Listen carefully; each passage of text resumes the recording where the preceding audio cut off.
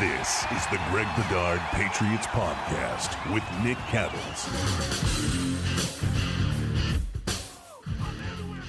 He's Greg. I'm Nick. We'll talk Chicago Bears versus Patriots this Sunday in a couple of minutes. First, download the Prize Picks app today. Use code CLNS. Get $50 instantly when you play $5. That's code CLNS on Prize Picks to get $50 instantly when you play $5. Also, take the guesswork out of buying tickets with our friends at Game Time. Download the Game Time app, create an account, and use code CLNS for $20 off your first purchase. All right, Greg.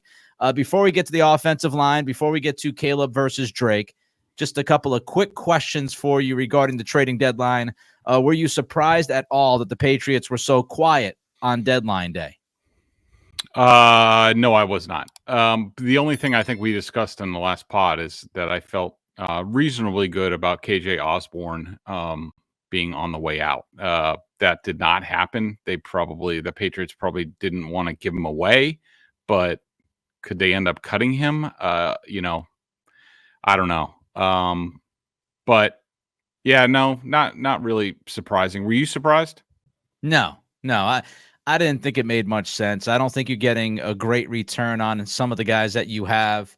You look at culture versus capital, and you got to kind of pick that balance. And a guy like Godshaw, Jonathan Jones, those guys are very important for the room. Kendrick Bourne, especially with the wide receivers you have. So I wasn't surprised. And I know some people wanted them to buy, but in their specific situation, I don't think you're looking for anybody other than younger players that might have some term left, or guys that you think that you can sign to an extension. And those guys really weren't readily available at this deadline. So I'm not surprised. You answered the second question. Nick, one thing on that. Sure. I know a bunch of people, I'm sure, wanted the Patriots to buy, and, there are people out there being like, you have to go get Drake Maye help right now.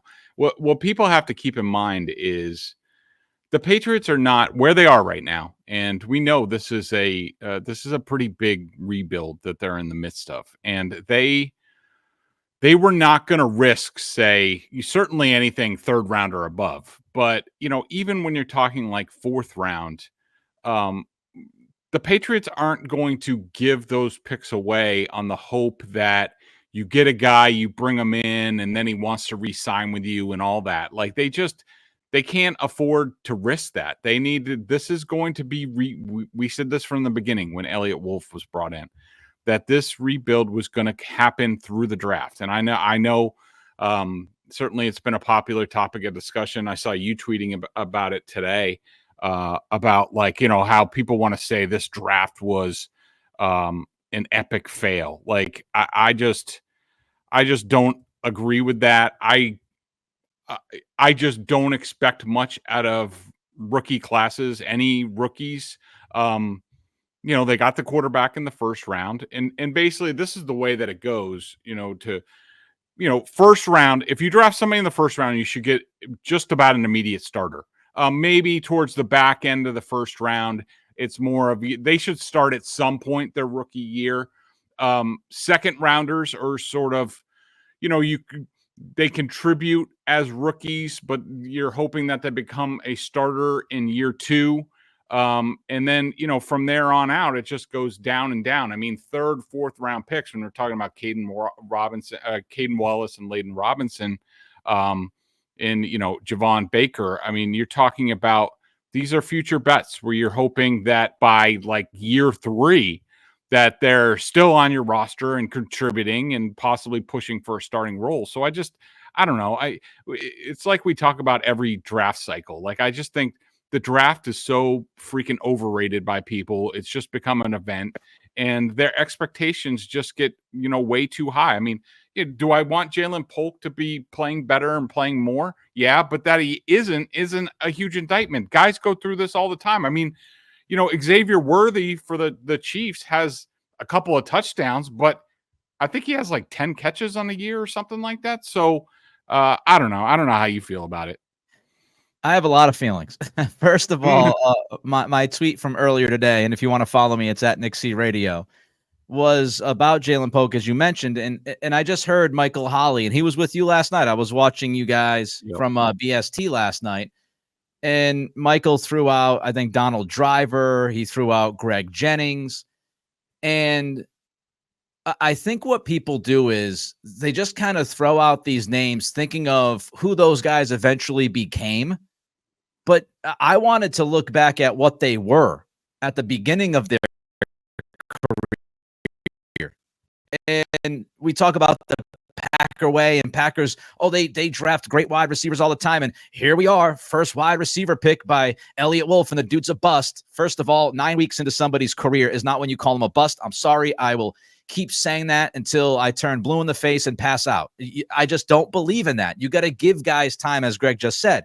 But when you look back, Greg, at those picks, at those wide receivers, Donald Driver in his rookie season had 3 catches for 31 yards his rookie season. Greg Jennings, 45 catches for 632. Jordy Nelson, 33 catches for 366. Randall Cobb, 25 catches for 375. Even Devontae Adams, who ended up becoming arguably the best receiver in the NFL for a couple of years, in his rookie season, he had 38 catches and 446.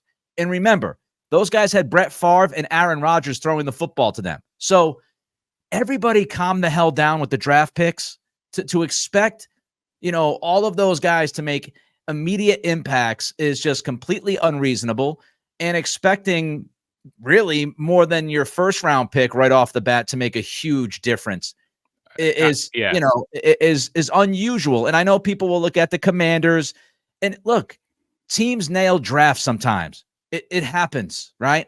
And sometimes you do have 3 or 4 guys or 2 or 3 guys that immediately contribute. But we're talking about the vast majority. And you mentioned Xavier Worthy. Yeah. Let me just say this. I'm a huge fan of Marvin Harrison Jr. And everybody was going out of their ever-loving mind before the draft. Man, you got to draft Harrison. You got to draft Harrison. He's generational. I don't necessarily disagree that he could be truly special. He has 28 catches this year. 28. And he was the guy in this draft. It's not like he's on pace for 100 catches this year. He's not on pace for the 13, 14, 1,500 yard season that people were saying that he's going to have. Now, maybe he'll get there as he improves during the season. But guess what? Jalen Polk could also improve during the season. And maybe by the end, we're talking about a guy who has 35 catches, 40 catches, and gets out of this. So, you could look at Malik Neighbors, who has, I think, 25 catches, or Roma Dunze is somewhere in the 20s. It's this like unrealistic expectation. And it drives me nuts. And the people that, in the other game, before I kick it back to you, Greg, because I know you got something else to say. The other thing about the draft that drives me nuts is the revisionist history now of people that are like, oh yeah, Elliott Wolf drafted Drake Maye. Congratulations. That's easy. He's the guy you were going to draft. Okay. If you thought that he should draft Drake Maye, and I thought he should draft Drake Maye, and that was the right call, fine. But I know, and Greg, you heard from a lot of these people before the draft, why don't they trade down and draft Joe Alt? Why don't they trade down and draft J.J. McCarthy? Why don't they draft Marvin Harrison Jr.? So let's not act like everybody was on the Drake Maye bandwagon because he looks good early in his career back in April, because that was certainly not the case. Right. And, both of us were on the same wavelength with that. I mean, yes, I thought that from what I saw on film, I thought Drake Maye needed development, but I didn't care. If you thought he had the potential to be a guy, which we've seen now, then you take him third. I don't care if he doesn't play a game until 2025. That's what I said at the time, and I stand by that. But, back on the receivers, I do think people have these outsized expectations. I mean, Malik Neighbors is really, and Brian Thomas is coming on now in Jacksonville, but I would say Malik Neighbors, he has 55 receptions this year. So but he was the 6th overall pick. Yeah, and I just want to say I mixed him up with Roma Dunze. It's Roma Dunze, and I was about somewhere in the 20s. I was just about to get to, even if Jalen Polk has 10 receptions, all right, even if Jalen Polk had 20 receptions, let's say, people would still be unsatisfied with that because of their unrealistic expectations. I mean, like you said, Marvin Harrison Jr., the 4th overall pick, only has 28 catches this year. And he has, Kyler Murray. They have a decent offensive line. Like, he's in a pretty good situation, and he only has 28 receptions. Rome Odunze, who's with Caleb Williams, he's surrounded by other guys like DJ Moore and Keenan Allen, and we'll talk about those guys. He only has 25 catches, and I think Xavier Worthy, who I think a lot of people were saying the Patriots missed out on, they should have traded back in the first round. I mean, with Patrick Mahomes and Travis Kelce and a bunch of injuries at the Chiefs wide receiver position where they're, bringing in DeAndre Hopkins and they're trying to find people. Worthy's been basically healthy the whole time. He has 19 catches. Yeah, he has 3 touchdowns, but he has 19 catches. And, look at the situation that Polk's in. So I just think people have these things in their mind, but they just every year they forget. Like, it's not reality. I mean, we have top 10 picks who aren't doing all that much more than Jalen Polk, and people are bummed that the 37th pick, is off to a slow start. Let alone what else is going on with this team where they can't block and they have no scheme. They got to dump. It's Patriots. They can't draft wide receivers anymore. Jalen Polk will be fine. People just have to have patience. and let's just beat the dead horse. Xavier Legette has 26 catches on the season for 244 yards. Keon Coleman has 22 catches for the season for 417 yards. I think people got triggered because of Ladd McConkey having a good game a couple weeks ago, and Ladd McConkey's been good. 35 catches, though. It's not like he's got 50 catches. Neighbors is the one dude that's walked into the NFL and said, yeah, I'm going to own this place. So take a deep breath. All right. Moving on from that, I'm telling people to take a deep breath. I need to take a deep breath because I'm on Twitter today, and Greg, I got to tell you, I thought my head was going to explode in my living room when I saw Alex Van Pelt telling us pretty much not to be surprised if Mike Onwenu is playing left guard some point soon. And apparently Onwenu practiced yesterday at left guard. What are we doing and why are we doing it, Greg? I don't know. I'm at like wit's end with this. I mean, just like it's just one puzzling decision. I mean, by the way, just to put in perspective the geniuses that we're talking about that are making these decisions, let's just revisit the Jeffrey Simmons decision. Just briefly, I went off on it the other day. To me, it was egregious and one of the dumbest things I've ever seen covering the NFL. Just to put in perspective how bad that decision was, to let go of the continuity that you had built with Onwenu at right guard, DeMontre Jacobs at right tackle. You could have had the third straight starting lineup, the same thing, getting some continuity. These guys used to playing each other. No, we talked about it before. These geniuses decided to move Onwenu back out to right tackle where he hasn't been any good. Let's move the rookie Layden Robinson and at right guard against Jeffrey Simmons, and then also not have a plan against Jeffrey Simmons. Just to put into perspective how bad the Patriots plan was with that, I went back and looked at it. Jeffrey Simmons, according to PFF, Jeffrey Simmons had 8 total pressures in that game, 1 sack and 7 hurries. His previous high this season was 4 against the Colts.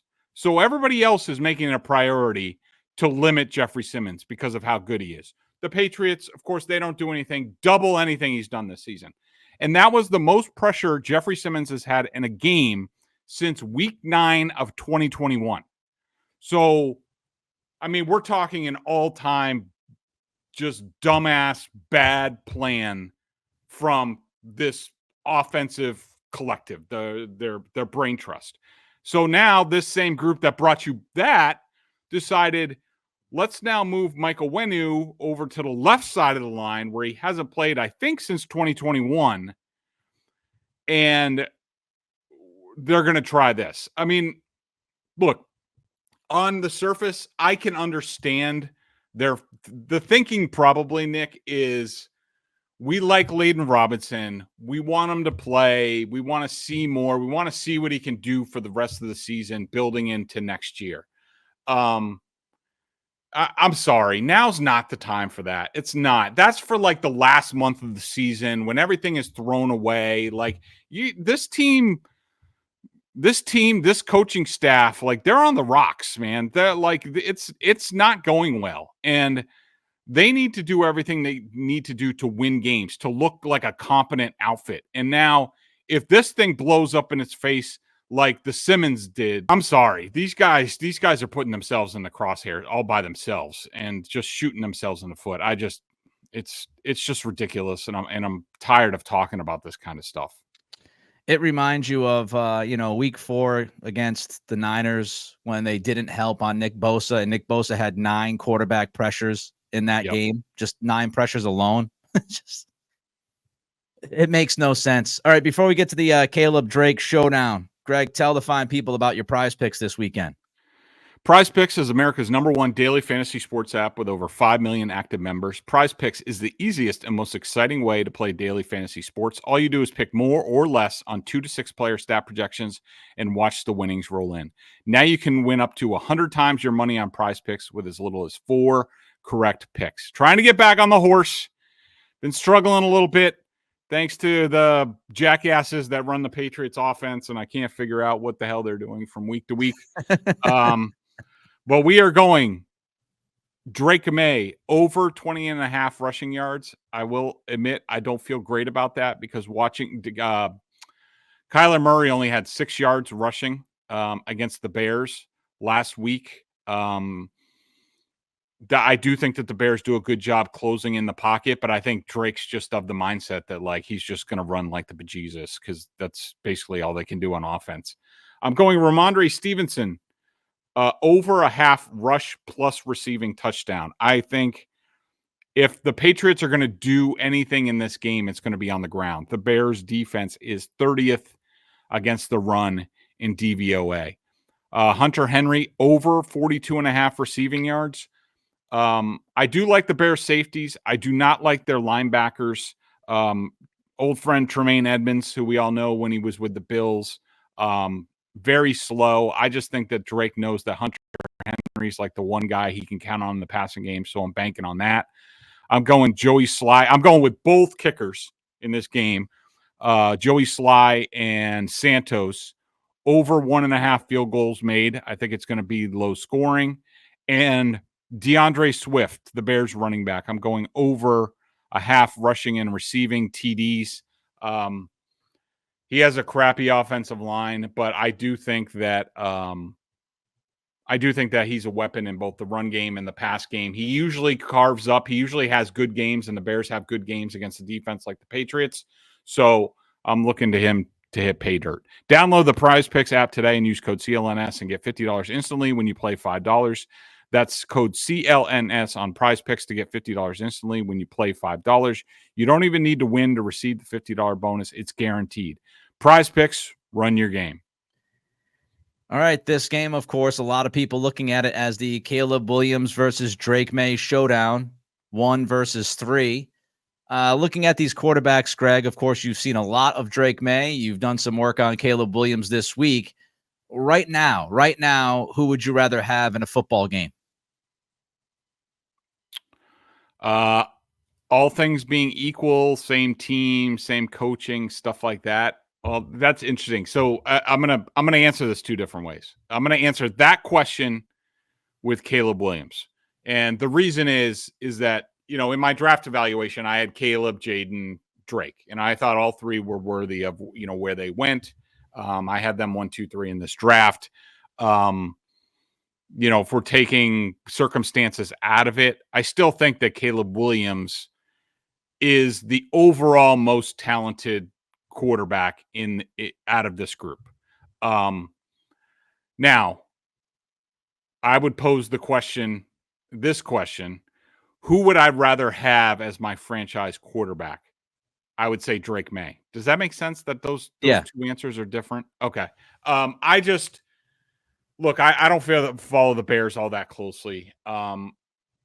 There's just something, and I watched the Hard Knocks, and I've heard Caleb talk sometimes, and there's just something about him that I don't like that I find disingenuous, that he's a little fake, that, and you could see, I was watching the Cardinals tape, and, we'll talk about it more, but I got to tell you, that was some of the worst offensive film that I've ever seen. And I do think that they're in similar situations in that both offensive lines stink. The coaching stinks. Caleb Williams has weapons to work with. He does. But I see Drake lifting his situation. I don't see Caleb helping his situation. And in a lot of ways, you see him contributing to a poor situation because I don't think that there's very much enthusiasm for the offense. I don't think Caleb likes the system. And I think that filters down to DJ Moore's walking off the field during the middle of plays.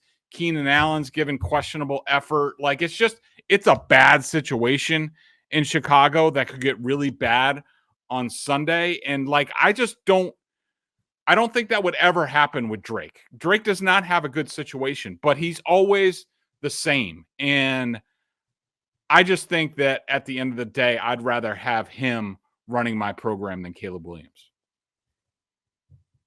There's absolutely this vibe from Drake that, he takes accountability for everything. He takes the responsibility and puts it on himself. And I don't know if you get that from Caleb at all times. Caleb's ceiling is pretty crazy because of his just natural ability, as you said, his talent.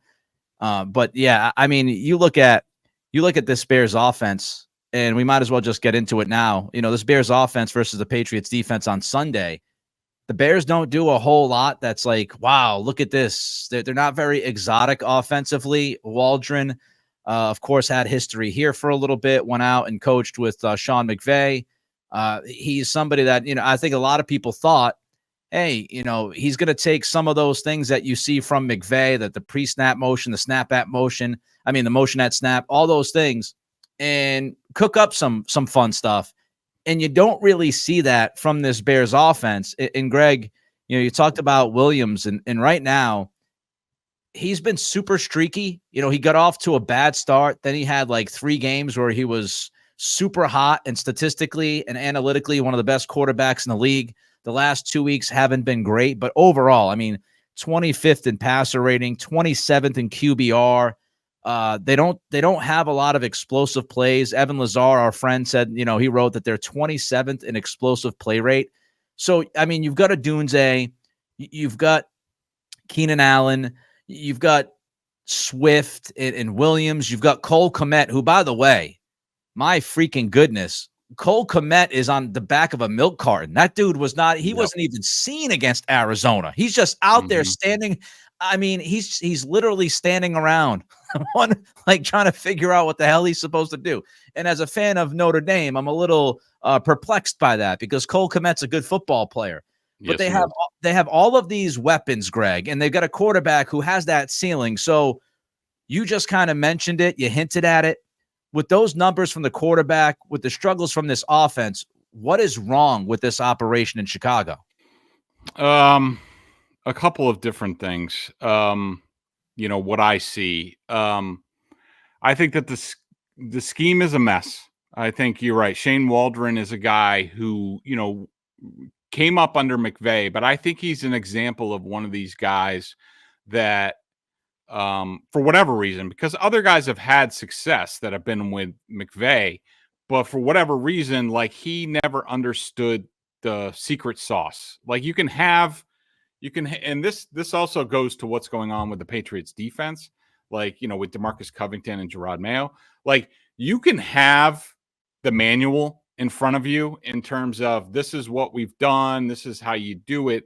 But to understand the how and the why and the timing and in matchups and things like that, it doesn't do any good. It's not going to come together right.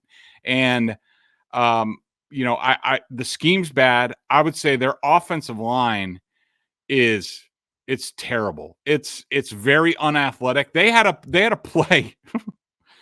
They had a play on the goal line where the Bears were coming out. The game was basically largely over. They were on the 1 foot line, their own 1 foot line. And they went to run a ball to the right and they completely no one blocked the left end and came in and he almost got a safety. Like there are some things that you see that you're just like, oh my God, this is horrendous. I actually think that their scheme and execution might be worse than the Patriots. It might be. And then you factor into that Caleb plays hero ball all the time. He doesn't take easy money. I think the story in this game, if the Patriots are to win this game, I think that Drake is going to, and this goes to attest to Drake's mentality, how he learns, how he's humble, how he says, on the game-winning touchdown, he rightfully pointed out I had Hunter Henry earlier. I didn't need to make it that hard on myself, and other things. He'll look at the film and he'll be like, I need to take the easy money more. And Caleb Williams rarely takes the easy money.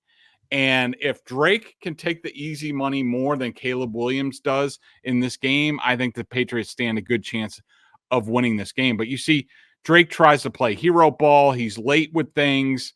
They do put a lot on his plate at the line of scrimmage, as far as you'll see him up there changing things, moving people around. I mean, it's astounding for a rookie to be able to do that at this point in time.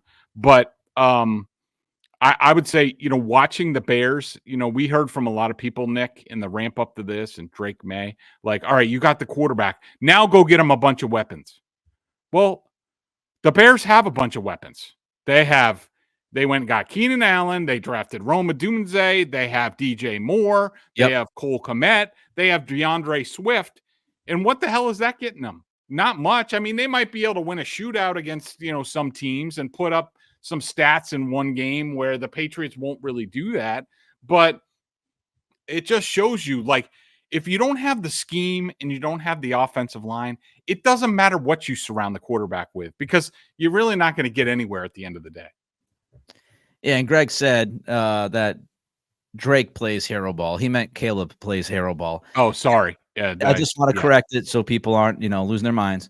But he does hold on to the football. He takes sacks. I watched that Arizona game over again. I watched some of it live, and then I watched it over again this week off the NFL.com plus deal that I got.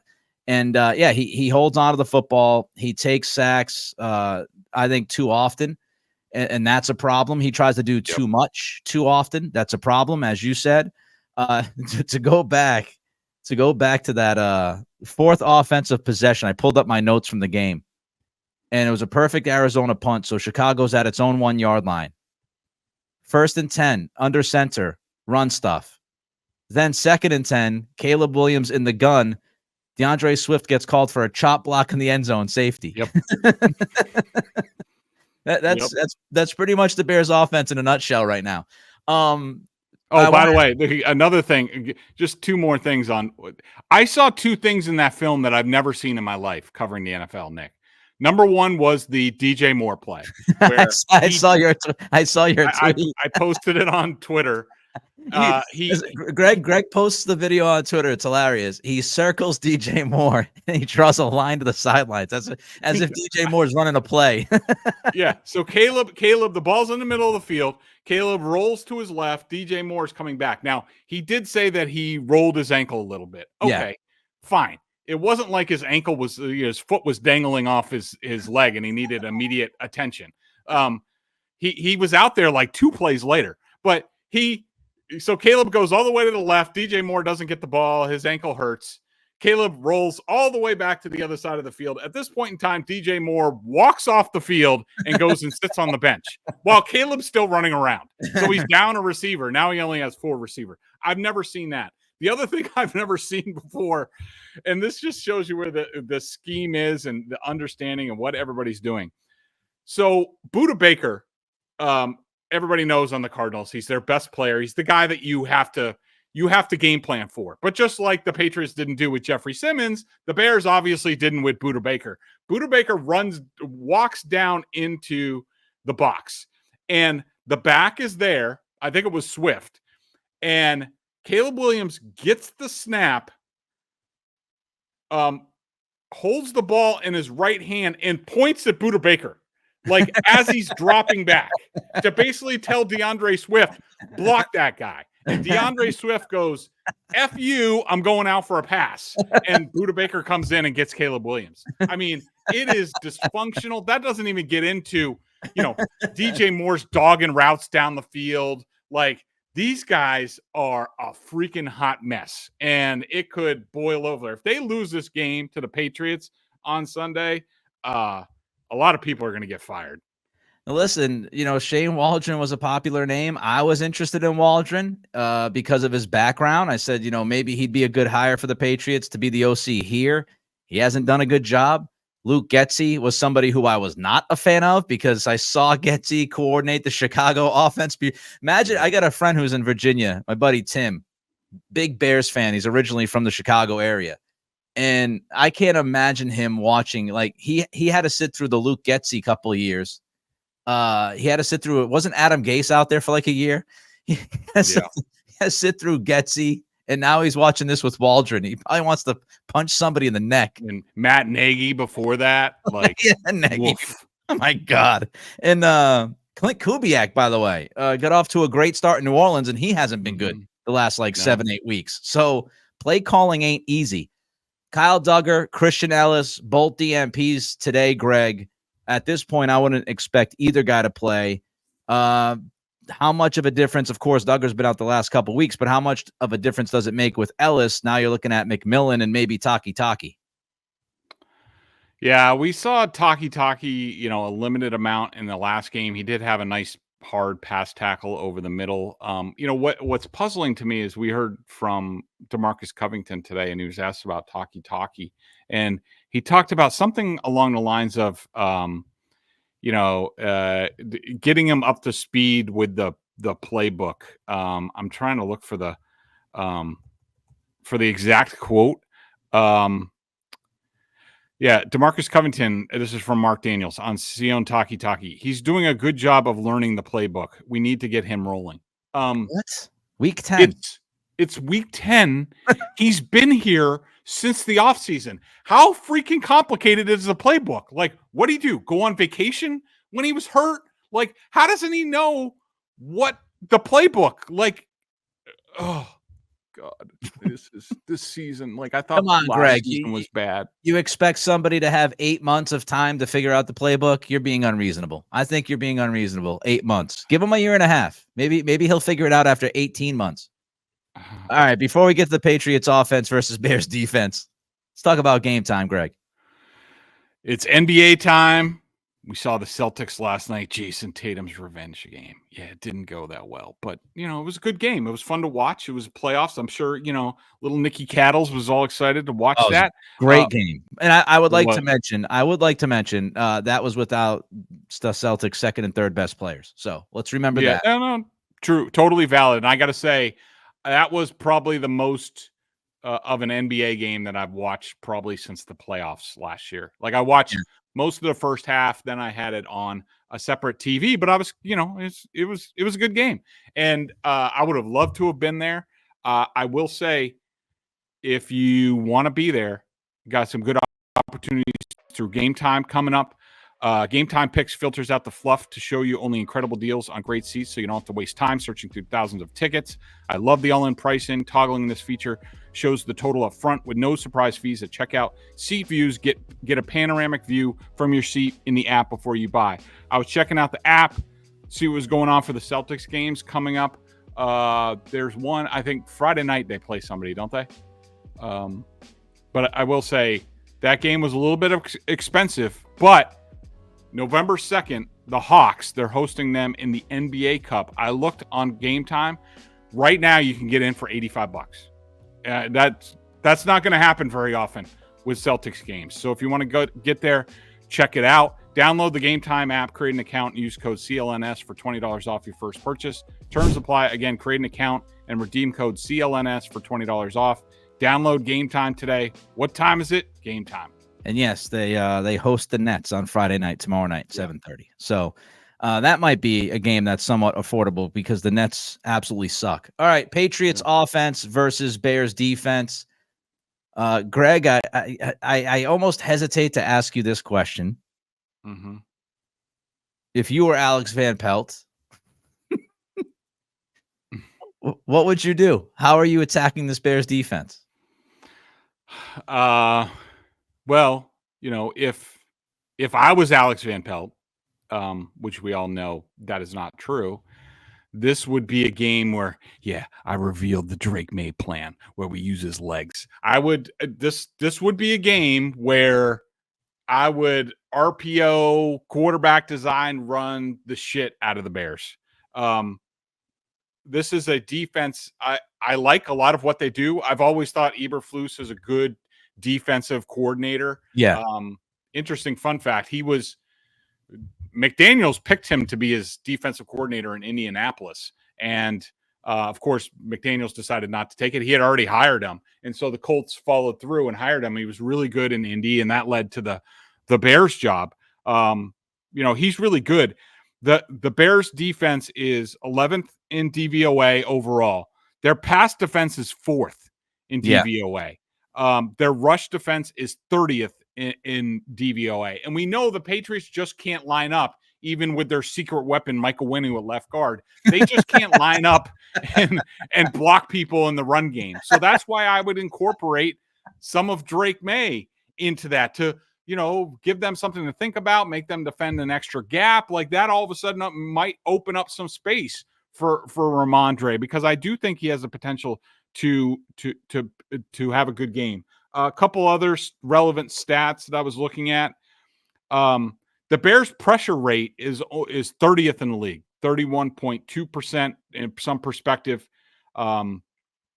The Patriots are 23rd, and they don't have a great pass rush. So the Bears, and plus they lost Andrew Billings, sort of their big run stuffing defensive tackle for the year. Yeah.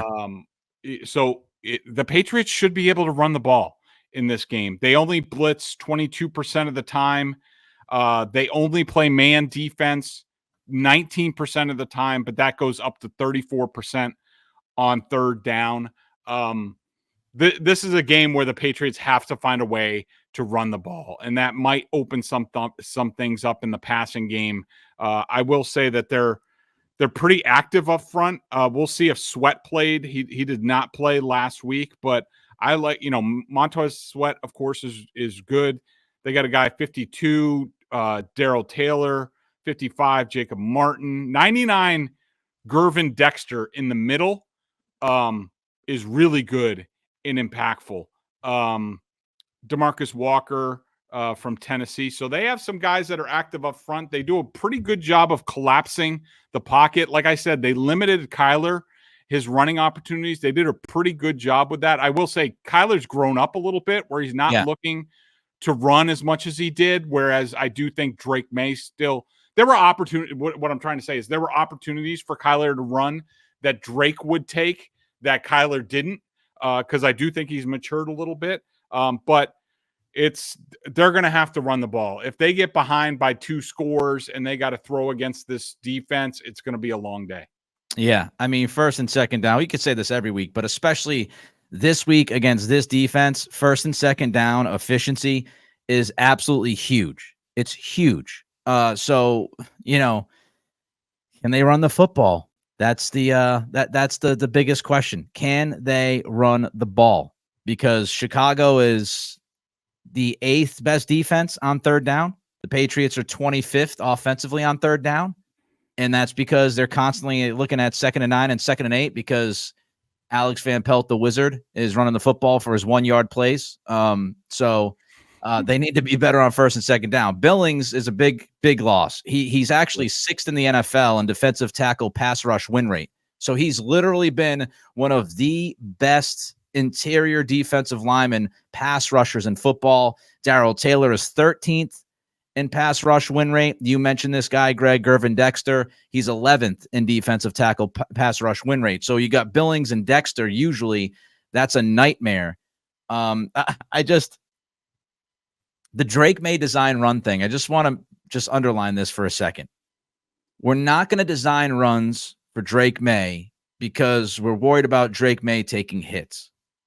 But we're going to put Michael Wenu at right tackle and Layden Robinson at right guard against Jeffrey Simmons, which results in Drake Maye running 1,000 times off schedule, like a chicken with his head cut off, as if the hits he takes in those kinds of runs are different than the designed runs and the hits that he would take. It's my mind breaks.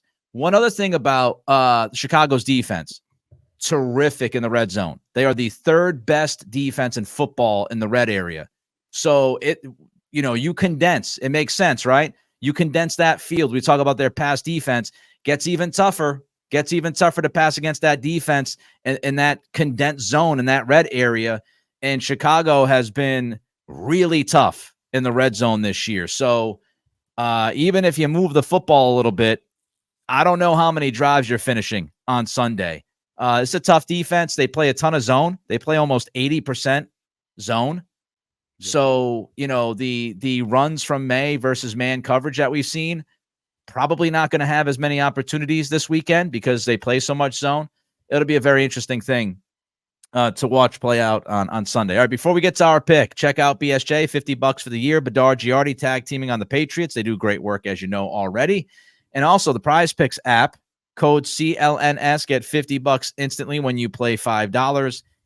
And we wrap it up with Game Time. Take the guesswork out of buying tickets with Game Time. Download that app and use the code CLNS for $20 off your first purchase. All right, this week's pick. So I am 5-4 against the spread. 4-5 straight up. Yeah, 4-5 straight up. Greg is 3-4-2 against the spread. He is 5-4 straight up. You had -6. I checked FanDuel before this show. They're 6.5. So I saw 6.5. So we got Bears -6.5. Over under is 38.5. What's going to happen on Sunday, Greg? This is a tough one. I mean, because I could easily see the Bears completely implode and quit on Matt Eberflus, and the Patriots not only keep it close but win the game. But I just think that the Patriots are a get-right team, and I think that they just have too much talent on offense. I don't think the Patriots have enough to exploit the flaws with the Bears' offensive line. They're a very unathletic offensive line, but they're big, and I think that could cause issue for the Patriots. And I just think that their defense is too tough. And if they get Montez Sweat back as well this week, it's even tougher. Being on the road, I don't think the Patriots have traveled very well.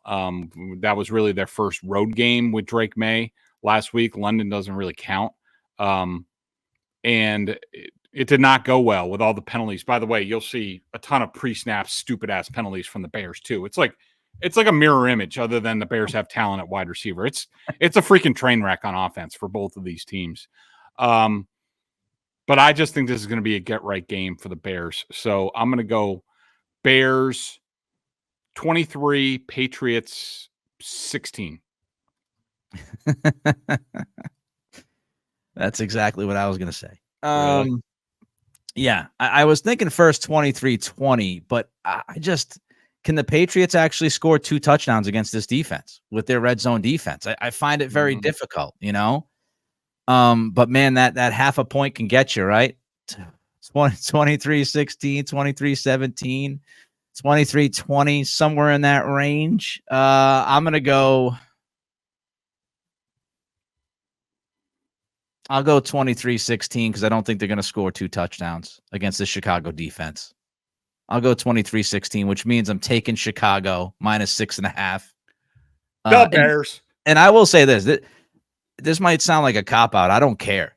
Greg and I, last year, we were pretty much right around, hovering like around 8-9, 9-8, somewhere in that area for predicting games for our picks. The year before, we smashed it. We were like 15-2 or whatever we were. But honestly, this year, I would not be betting any of these games. Like, these games have been incredibly tough. And it's because you've had 2 bad teams play often. You've had backup quarterbacks and rookie quarterbacks and coaching staffs that are new and struggling. And it's just like, you go back to the Jacksonville game. And what do we say? It could be a tight game. Jacksonville could go off the rails because Peterson might be done. Or, they could blow them out because they're more talented and who knows what can happen. Miami game with Skylar Thompson. It's like, well, yeah, you could, sorry, Huntley. yeah, you could see the Patriots, win this game, keep it tight. So you pick the Patriots in a tight game, and then Jalen Polk in that last play. It's just been a really, really difficult season, week to week, to predict. But yeah, I think the Bears win on Sunday. We're at the point now. Let's see Drake Maye and the young guys improve, and I think that's a win for all Patriots fans if that happens. All right, he's Greg. I'm Nick. Enjoy the game on Sunday. Try not to think too hard about what Alex Van Pelt's doing and why. It's not going to help you at all when you watch these games. Just try to work through it. Just work through it. Enjoy the weekend. We'll be back early next week to recap